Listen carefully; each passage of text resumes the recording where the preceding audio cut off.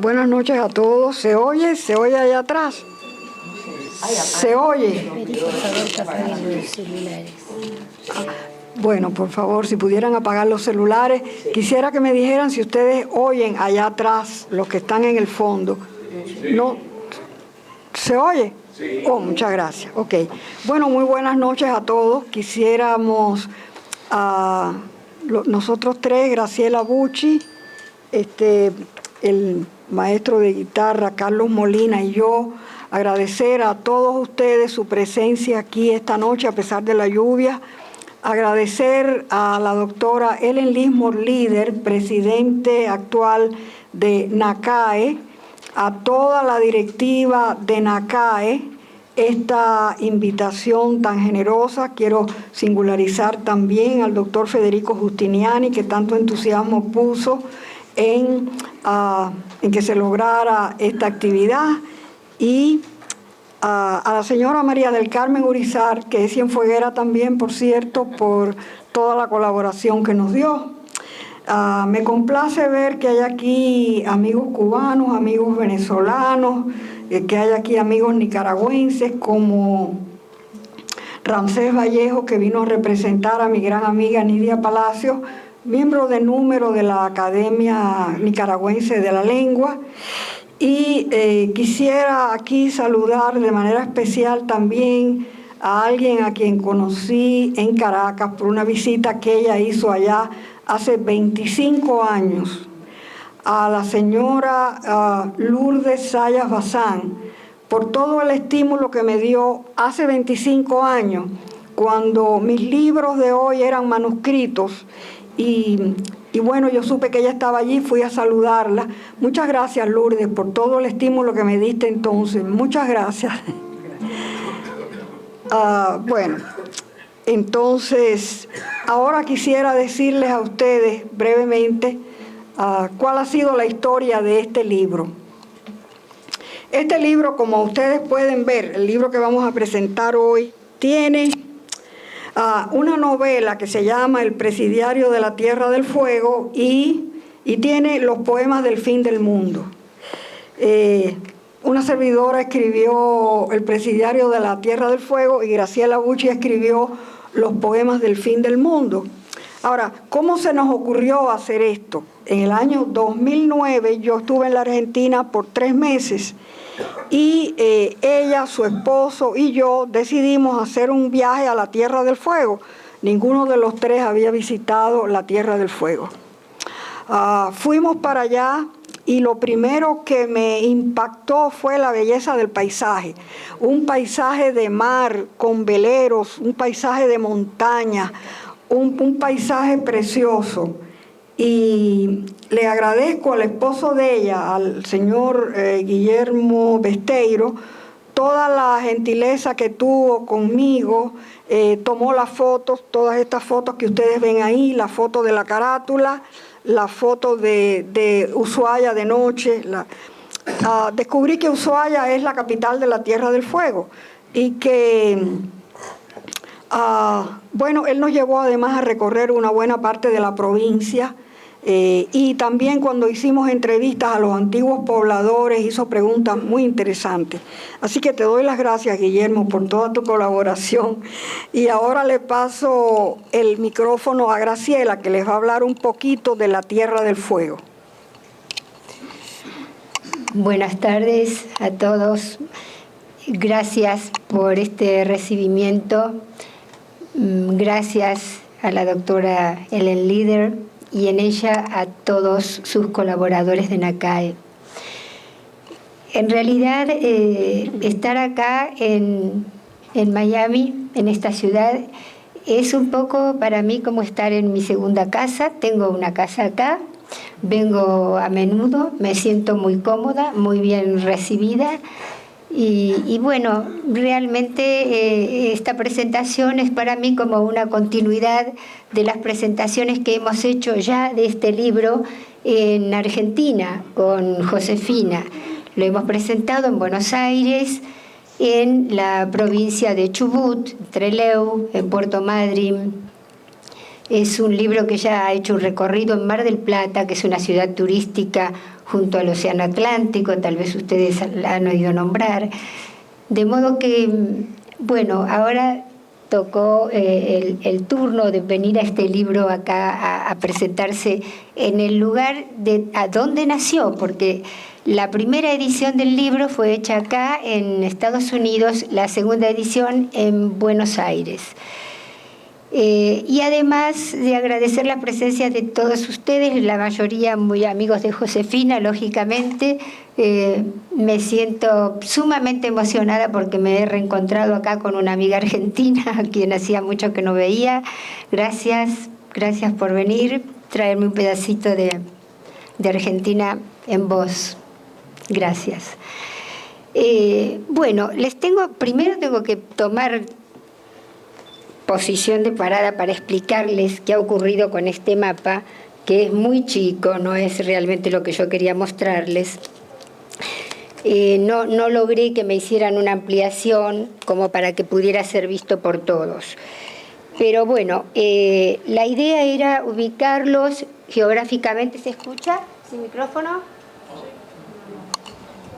La idea era ubicarlos un poco geográficamente. Se habla de la Tierra del Fuego como la provincia más austral del mundo y la ciudad de Ushuaia como la población más austral del mundo.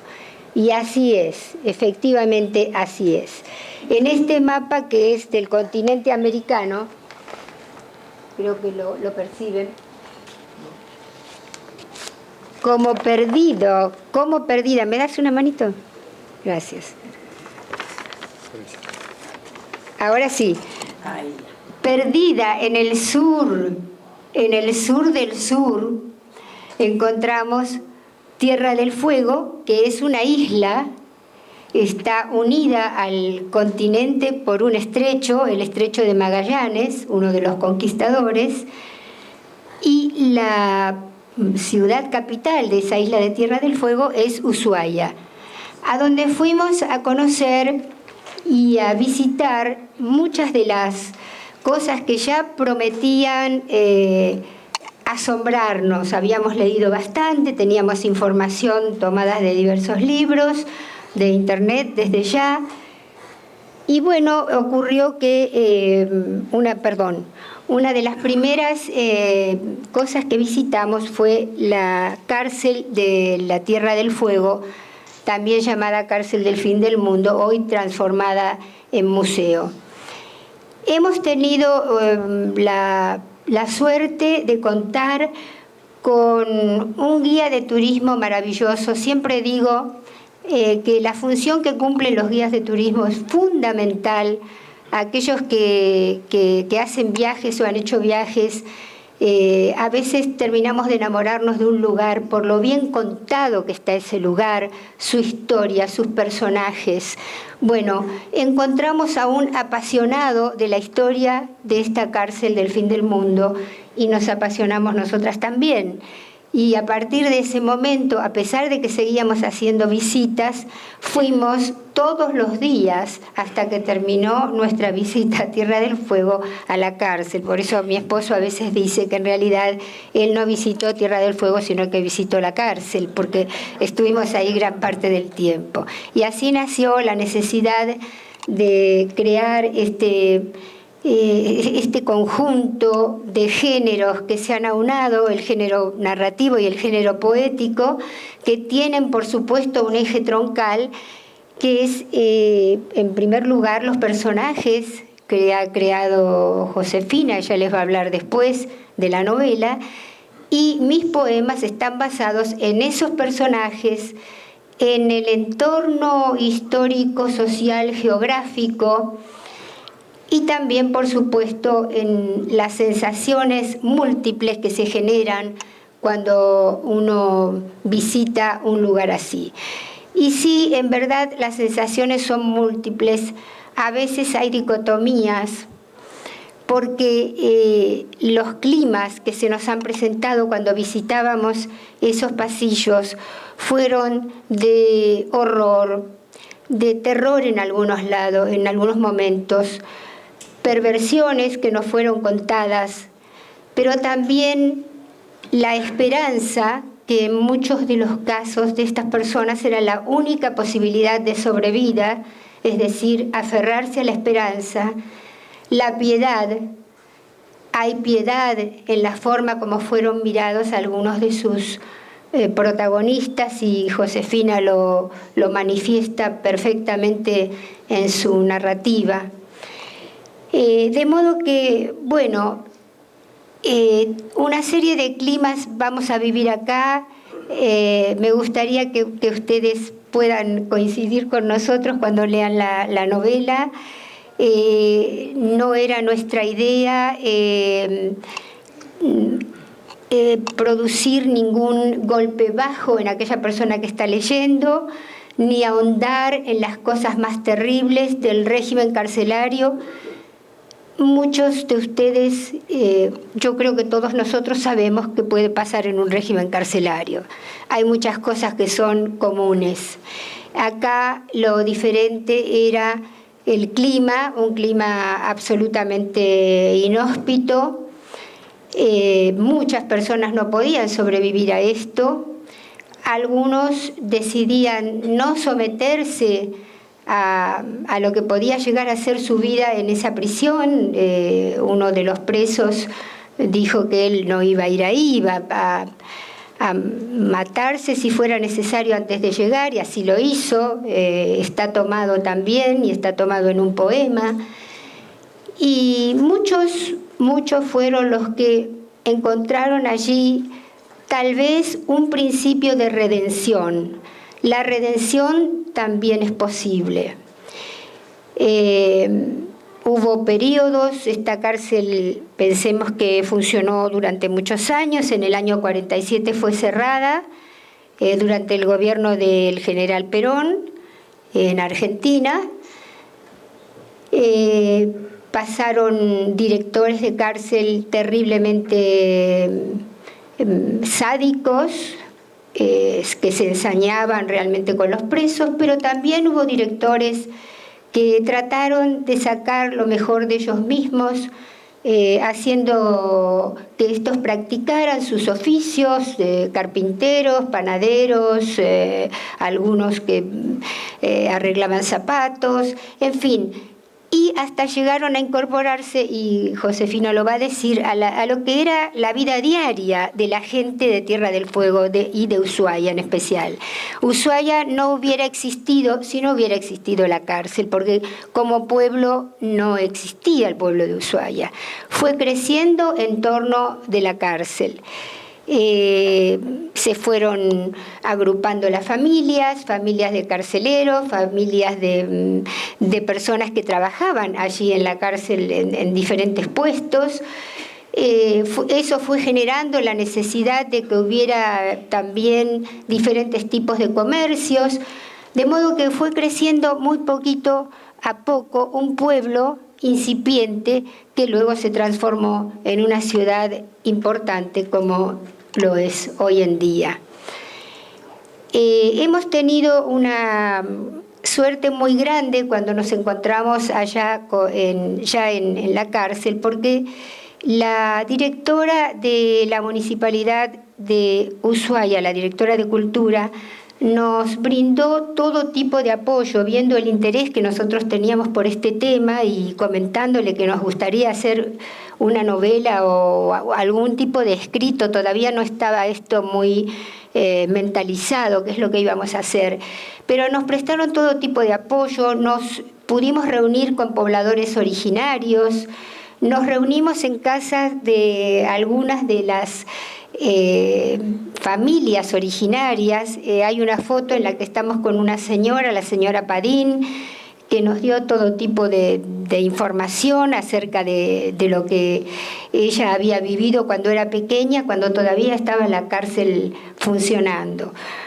De modo que sería muy desagradecido de nuestra parte no mencionar el apoyo que recibimos. Nos abrieron la biblioteca, pudimos tener reuniones en la biblioteca de la cárcel, y prometimos que este libro iba a estar dedicado a los pobladores originarios. Y nos invitaron a presentarlo en Ushuaia, cosa que todavía no pudimos hacer, pero que no queda descartado. Con respecto a... Perdón, ahora sí me voy a sentar. Ya no tiene sentido. Igual me ven. Con respecto a este comentario que les hacía, de que el libro estaba dirigido a estos personajes, a estos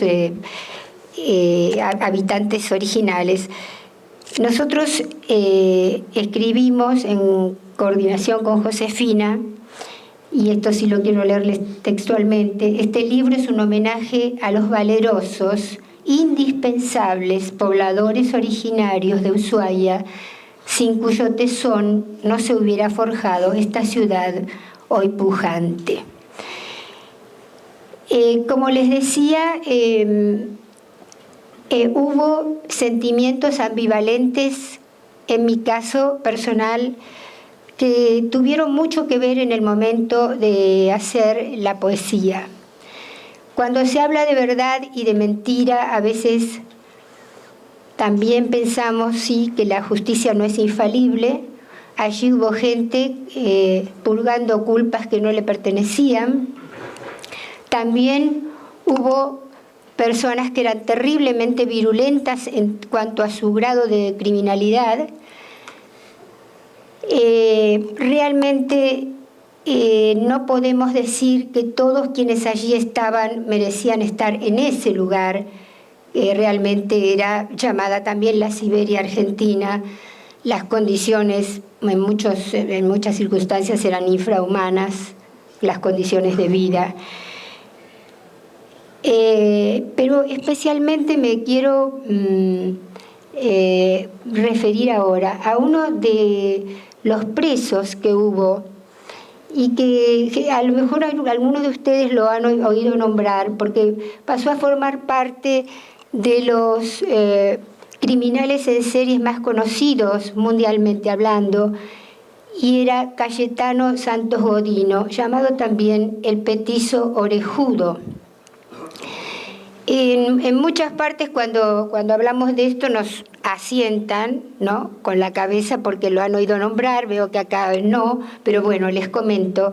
Este señor, llamado así justamente por la desproporción que tenía en sus orejas, había nacido en Buenos Aires, vivía en Buenos Aires con sus padres, era hijo de un padre golpeador, alcohólico.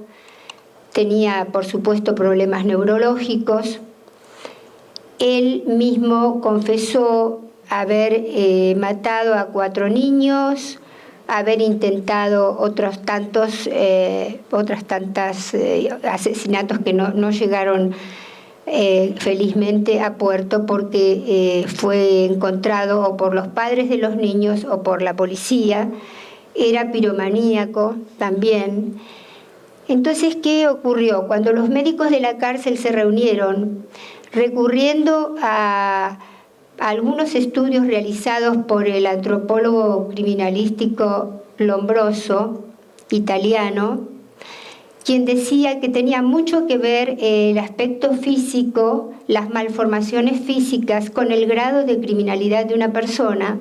Por ejemplo, el hundimiento de la frente, los brazos desmesuradamente largos, las orejas desproporcionadamente grandes, deformaciones craneales o faciales. Bueno, en todos estos casos él consideraba, después de muchísimos estudios que hizo, a través de, en algunos casos a través de criminales que él mismo estudió de distintas cárceles del mundo, estos 2 médicos dijeron, bueno, a ver qué hacemos, qué puede pasar con este señor si se le reduce el tamaño de las orejas. Y así fue que en Argentina fue el primer caso de cirugía plástica. Por eso los argentinos somos tan afectos a la cirugía plástica. Fue el primer caso de cirugía plástica que él, por supuesto, autorizó, realmente autorizó. Se le hizo y bueno, los resultados no fueron positivos, simplemente que quedó con las orejas más chicas, pero siguió siendo igualmente salvaje en cuanto a su criminalidad. De modo que, bueno, hablamos de un hombre que no tenía amigos, que jamás recibió una visita, jamás recibió una carta.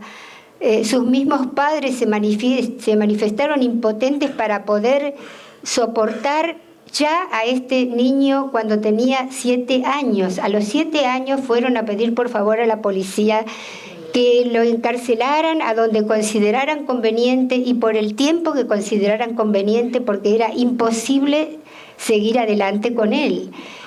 Tenía un grado de crueldad muy avanzado y, como todo sociópata, no reconocía en ningún momento qué era lo que estaba haciendo. Es decir, él murió sin haber reconocido que había hecho algo mal. De modo que es imposible recuperar a una persona así. Por eso el doctor Lombroso decía que cuando hay un criminal nato, adulto, la única solución era encarcelarlo de por vida o eliminarlo. Era radical en este sentido el doctor Lombroso, ¿no? Algo así pareció suceder con el petiso orejudo, quien también por momentos despierta piedad, porque hay que ver de qué hogar nació, en qué condiciones. Su padre había sido sifilítico, eso también puede haber influido. Y bueno, por supuesto no era querido por los demás presos, había sido abusado, golpeado, había sufrido todo tipo de vejámenes, y su muerte, ocurrida en el año 1944 en la misma cárcel de Tierra del Fuego, fue una muerte que por lo menos puede catalogarse como dudosa. Dudosa porque se dijo, bueno, que había muerto por una hemorragia interna producida por una gastritis, pero en realidad es muy posible pensar que esa hemorragia interna había sido producto de los golpes continuos que recibía por parte de sus compañeros y de algunos guardiacárceles. Y en este caso se cuenta... Es una simple anécdota, pero que, bueno, hace a lo que estoy relatando. Tenían los presos en la cárcel un gato que era la mascota. En esos lugares, realmente tener una mascota era como tener un poco de cariño, y el poco de cariño, de piedad, de acercarse a algo vivo que pudiera devolverles a lo mejor una mirada, una simple mirada. Tenían a este gato, bueno, Cayetano lo mata, lo pone en el fuego, entonces eso originó una reacción terrible por parte de los demás presos, y a raíz de eso vino una gran paliza por parte de todos. De modo que, bueno, es una de las tantas situaciones, no son todas, pero me pareció importante resaltar este caso, porque, bueno, ya les digo, es el más conocido de esta cárcel. Cuando se habla de la cárcel de Tierra del Fuego, inmediatamente se habla de él, inclusive hay reproducciones de él, yo no sé si está acá. Es este, ¿no es cierto? Acá está en una reproducción tamaño natural. Eso es en la puerta de la cárcel, en la puerta de la cárcel. Le voy a pasar el micrófono a Josefina, porque ya me estaba mirando. Gracias. Quisiera saludar al doctor Ángel Cuadra, que llegó presidente del PEN Club de Escritores Cubanos en el Exilio. Bienvenido, Ángel. Bueno, yo quisiera decirles que siempre me había preguntado cuál sería el origen del nombre de Tierra del Fuego, y me enteré allá de que el origen es que aquellos marinos remotos de siglos anteriores, digamos Elcano, digamos Magallanes, quién sabe a cuál de ellos se le ocurrió llamar Tierra del Fuego aquel territorio, porque pasaban por ahí cerca en sus barcos y veían hogueras que los antiguos habitantes, los primitivos habitantes de aquel lugar, encendían de noche para calentarse. Entre aquellos primitivos habitantes estaban los yámanas, que también llamaron a esa región que hoy es una gran ciudad, Ushuaia, que quería decir en el lenguaje de ellos, de los yámanas, quería decir bahía que penetra en el poniente. Y yo encuentro eso tan lindo que pienso que allí debe haber habido poetas entre ellos, entre los antiguos yámanas, ¿no? Entonces, esta novela comienza, bueno, quiero decirles que yo nunca he creído en la literatura que sea absolutamente trágica de principio a fin. Porque, por ejemplo, en las novelas escandinavas ustedes ven el dolor del invierno, la crudeza de la nieve, la soledad en los campos, y entonces aquello realmente es tan triste. Sin embargo, ustedes ven en La Guerra y la Paz de León Tolstoy, o en Lo que el viento se llevó de Margaret Mitchell, que por cierto fue discípula de León Tolstoy, nunca se ha dicho, pero sin duda lo fue. Ustedes ven cómo se alterna el goce de vivir con el drama. Yo siempre he creído en eso para la novela. Creo que ese es un principio fundamental. Y aquí yo les confieso que limé el drama de aquella prisión, que se acentuó en los años 30, con toda una serie de abusos y, en fin. Y entonces, ¿de qué recursos me valí? A un tiro de fusil de la prisión está la ciudad de Ushuaia, que se fue desarrollando paralelamente a la prisión y en torno a ella. Ahí vivían los guardias, ahí vivían gentes que fueron llegando de Europa y entonces fueron estableciendo sus pequeños comercios, casándose con argentinas o con hijas de los antiguos pobladores, de los primeros pobladores.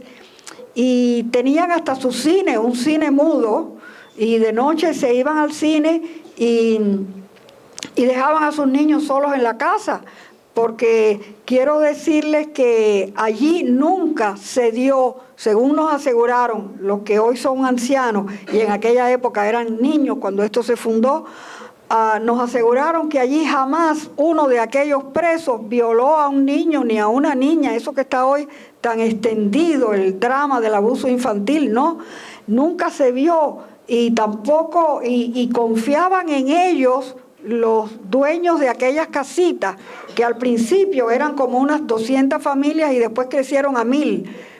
Dicen que cuando un preso, por ejemplo, ya le daban la libertad que había cumplido, se alojaba en las casas de cualquiera de aquellas personas que llevaban una vida feliz allí, con sus cosechas detrás de las casitas, con pequeños comercios. Después crearon un hotel, fue creciendo, después tuvieron un médico y, en fin, en la panadería de la prisión les regalaban el pan a los que tenían familiares que trabajaban allí, y ahí cruzaba todos los días el trencito de los presos que iba desde la prisión de Ushuaia hasta el bosque, donde la mayoría de ellos pasaba el día trabajando.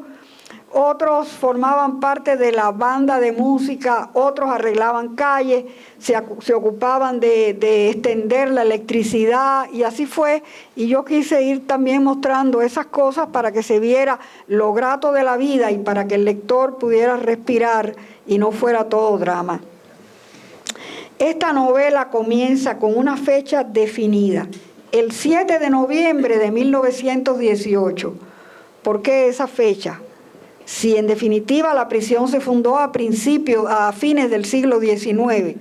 Bueno, porque en este día, el 7 de noviembre de 1918, ocurrió que uno de aquellos presos, un individuo que era de origen ucraniano, era terrorista y era anarquista, Simón Radowisky, seguramente ustedes han oído hablar de él, ¿verdad? Simón Radowisky se fugó de la cárcel ese día. Y bueno, no les voy a decir lo que pasó, ni si lo encontraron o si no lo encontraron, porque para eso entonces les quito interés a la novela. Pero él cumplía condena ahí por haber asesinado con una bomba al coronel Falcón, que había sido el jefe de la policía de Buenos Aires, y a su secretario. Él los mató. Y por esa razón estaba cumpliendo una larga condena allí. En cuanto al protagonista de la novela, no es Radowisky el terrorista, es un viejito cubano. A esa prisión debe señalarse que iba lo peor de las prisiones de Argentina, pero iban también muchos extranjeros que habían delinquido allí en el territorio argentino.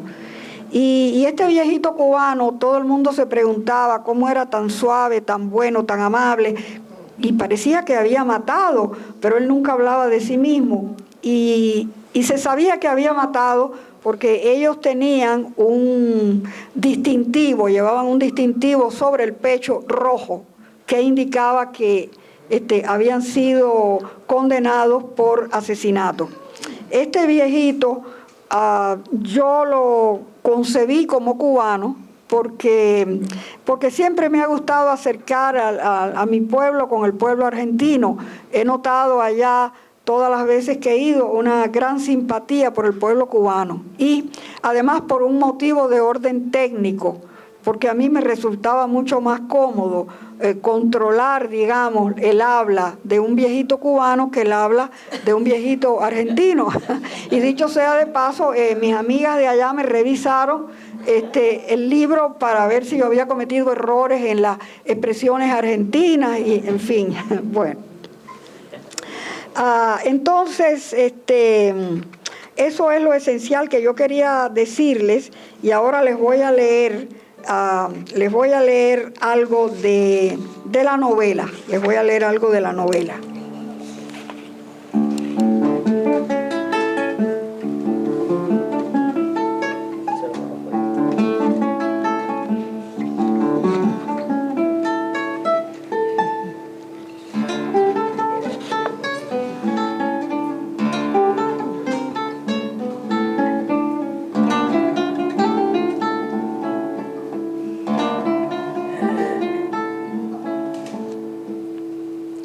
Don Agustín deja atrás la panadería situada junto al edificio del penal. Perseguido por el resplandor de la nieve, va hollándole la blancura con las huellas de sus zapatones. Después de mirar hacia todas partes para ver si alguien lo observa, se inclina y toma un periódico viejo escondido debajo de una piedra grande por un empleado del penal a quien paga este favor. Así burla la prohibición impuesta a los presidiarios de leer la prensa que circula por las calles y los limita a un semanario destinado a darles noticias limadas por la censura. El viejito oculta con fruición el diario bajo su chaqueta y respira, motivado por el banquete de lectura que le trae la actualidad del mundo. Don Agustín se dirige hacia la biblioteca ubicada en el pabellón 4, próxima a la enfermería.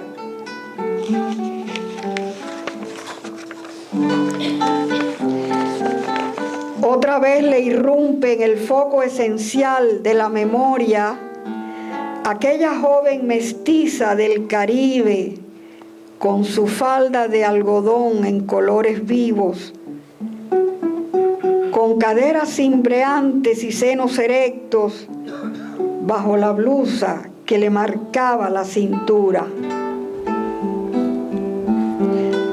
Rosalía.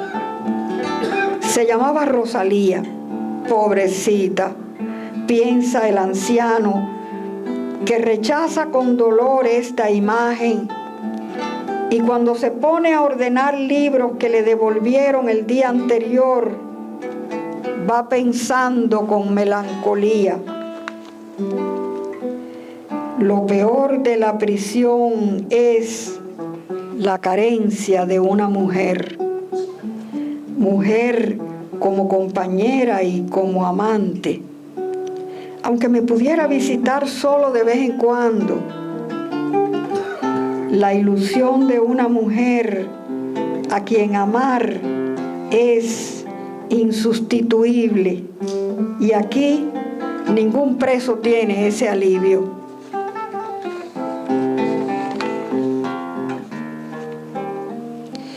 El preso 204 entra a la biblioteca. Tengo que decirle algo, don Agustín, algo que nadie me ha creído, ni los jueces que me juzgaron, ni los policías que me prendieron, ni mis compañeros de prisión.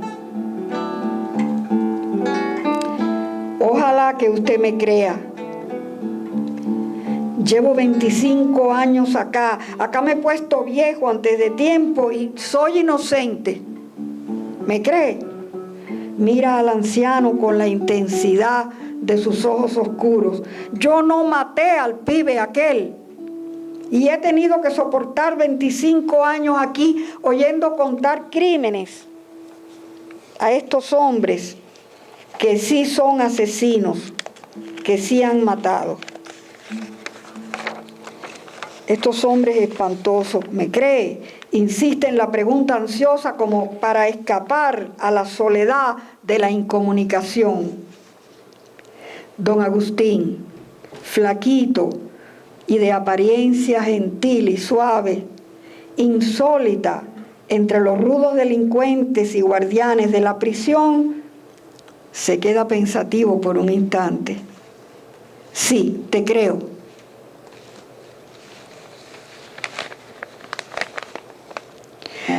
Hola, mi viejito, dice una voz magnífica desde el umbral de la puerta. Che, ¿cómo va mi gran amigo?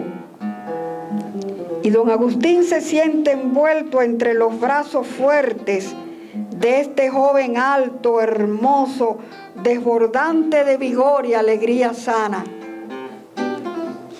Mira, Charles, aquí te tengo el libro con los tangos que me pediste, chico. Vamos a extrañar tu voz cuando te vayas en el barco que están esperando.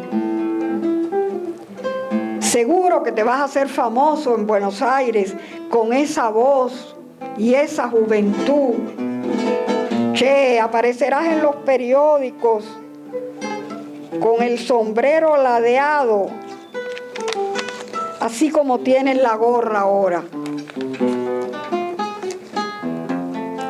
De pronto, la sirena empieza a sonar estridente y ensordecedora e invade pasillos, celdas y talleres.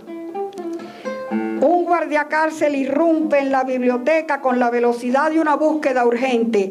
Trae el fusil Mauser con bayoneta calada y viste de negro con abrigo largo. ¿Está aquí Simón Radowisky?, pregunta el recién llegado con insolencia y empuja al viejo hacia un lado mientras se aplica a registrar la biblioteca muy deprisa, mirando hacia todas partes. El acento gallego le vibra en la voz.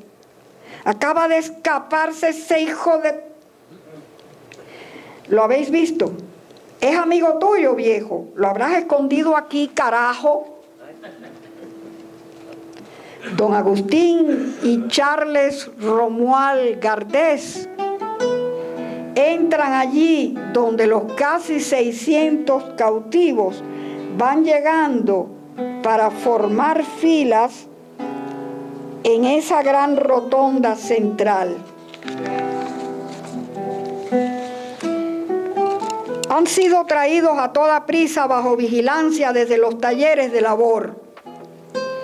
A prudente separación de ellos rodea a los presos un impresionante círculo de temidos guardiacárceles con largos abrigos negros y fusiles Mauser provistos de bayonetas caladas. Por su parte, los guardianes de uniformes negros, siempre desarmados por reglamento e invariablemente mezclados a los prisioneros, se adentran en sus filas para vigilarlos de cerca. La sirena continúa estremeciendo la prisión con la advertencia de que un cautivo logró escapar. Cómplices, tiene que haber tenido cómplices aquí adentro que lo ayudaron a escapar, grita una voz de mando. ¿Quiénes eran sus amigos? ¿Con quién habló antes de fugarse? ¿Quién estaba custodiándolos?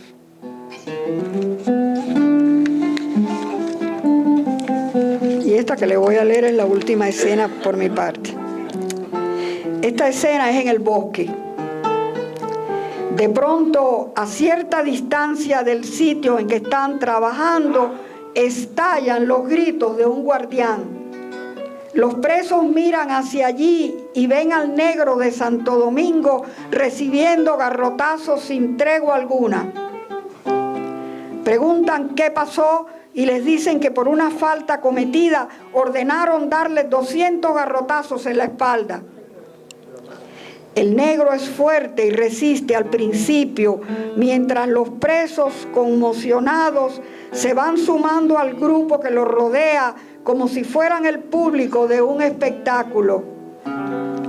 La voz que va contando los garrotazos resuena en el silencio agazapado en el bosque y el negro comienza a vomitar sangre.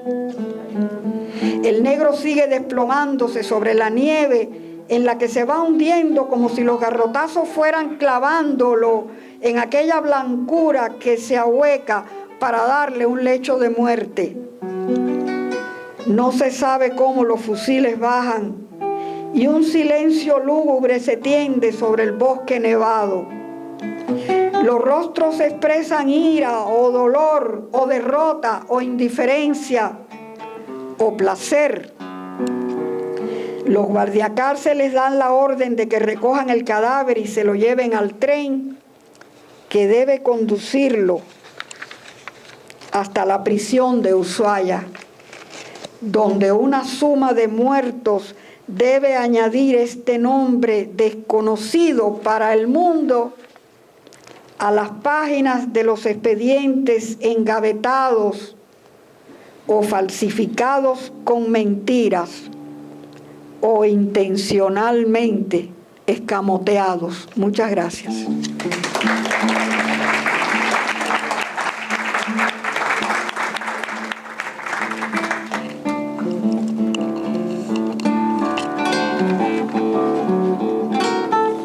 Por mi parte les voy a leer algunos de los poemas que, como les dije anteriormente, están basados en la novela de Josefina, en sus personajes y en el entorno general.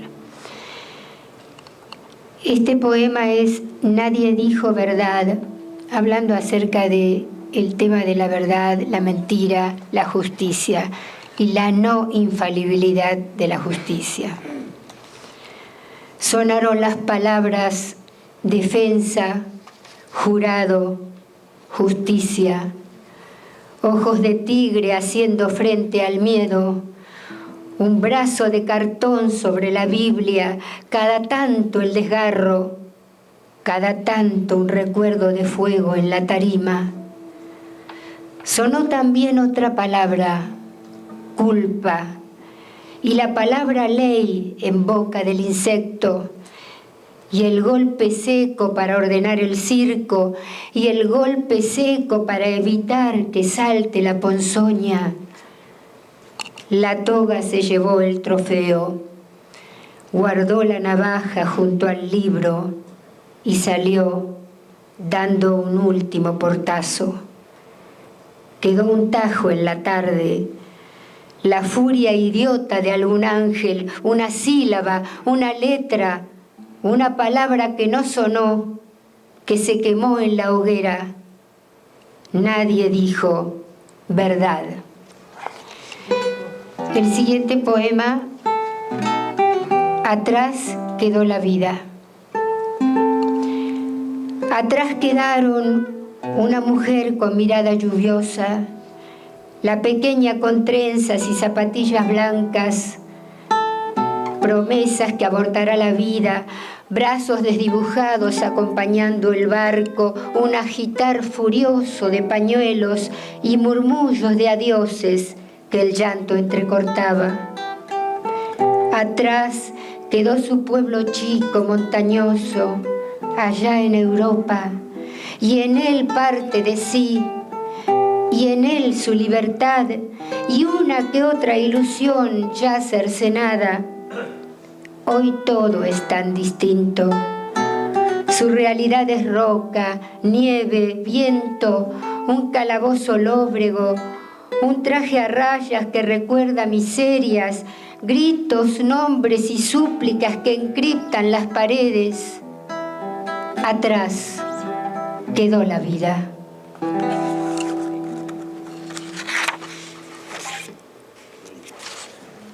Salto hacia la libertad.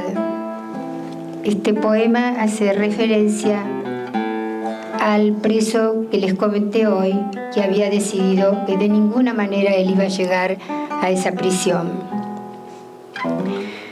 No quiso someterse a aquel infierno helado. Un mes en la bodega fantasmal. El polvo del carbón causando estragos en los presos. Un mes, tan solo un mes, y allí estaría, en un gigante inexpugnable hierro y piedra que presintió como último destino. Imaginó torturas, perversiones, imaginó miserias, mezquindades, indecibles castigos, el suplicio, y se negó a prestarse a la batalla que ya sabía perdida.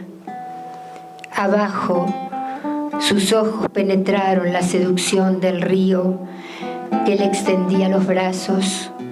Aceptó ese llamado y liberó las alas en un salto, solo un pequeño salto. Lanzó un último grito, horror y salvación. Y el peso de los grillos orientó su cuerpo hacia el abismo y fue trépano en las aguas redentoras.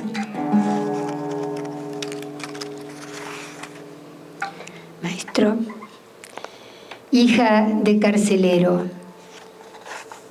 Acá también esta dualidad.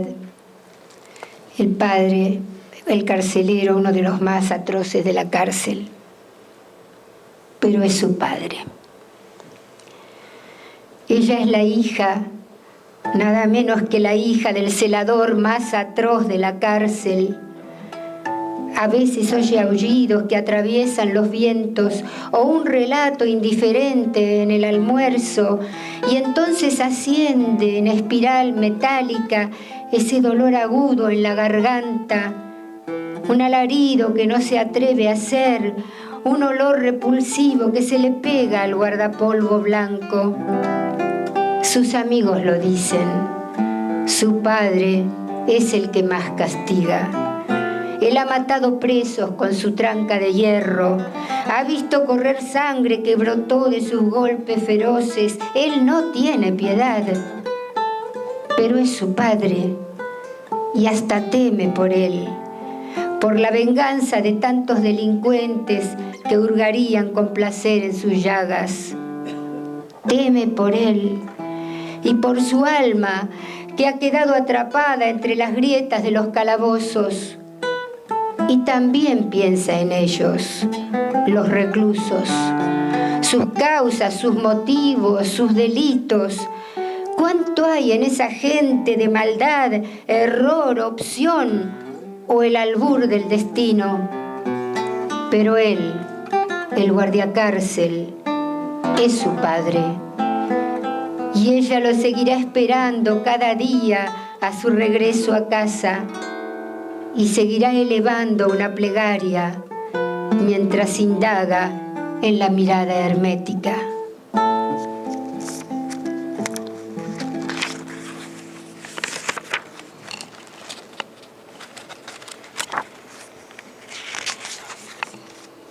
Cepos de hierro hace referencia a los presos cuando volvían de sus trabajos diarios y al ruido especial y desacompasado que iban haciendo con sus pies arrastrando sobre las piedras. Se acercan los grilletes en una orquesta desacompasada, los que hieren las piedras a su paso, los que horadan la piel que cubre un traje a rayas, los que anulan sin prisa voluntades, ellos, cepos de hierro, guías de espaldas agobiadas, que en poco más volverán a las celdas grises, claustros sombríos. Mañana continuarán con su paso artificioso, mirarán hacia abajo con la cabeza gacha del penado. Tal vez alguno de ellos evocará la culpa incrustada en el metal cortante. Tal vez alguno de ellos añorará otros días pasados y distintos en que esos mismos pies portaban alas.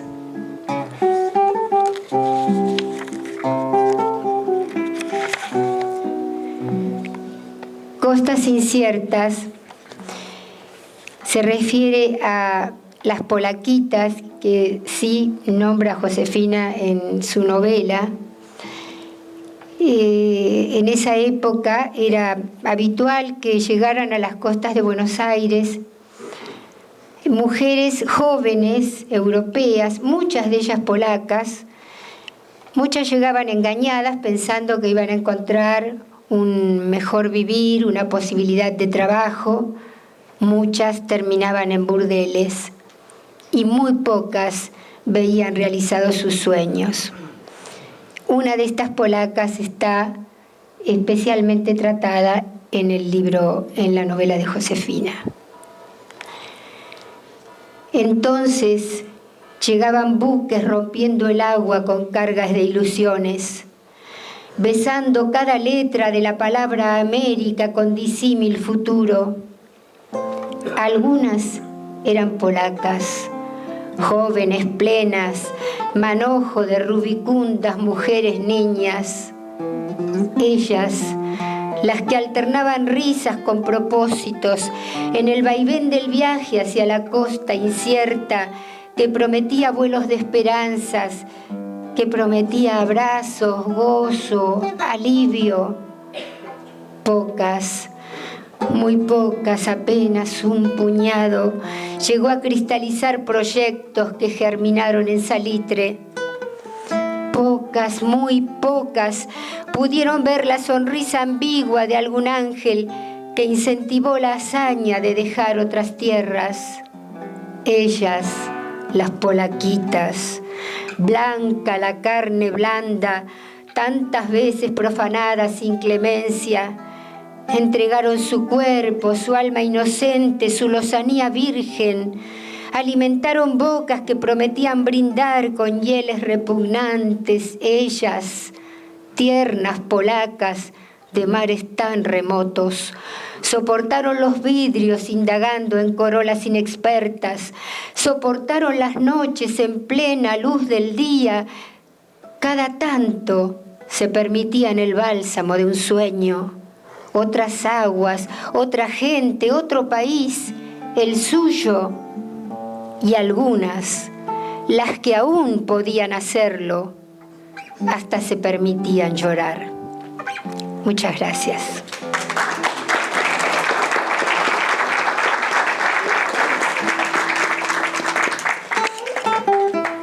Vamos a dejarlos con el maestro Carlos Molina, quien va a interpretar La danza del altiplano de la provincia de Jujuy, provincia norteña argentina, de autor anónimo. Adelante.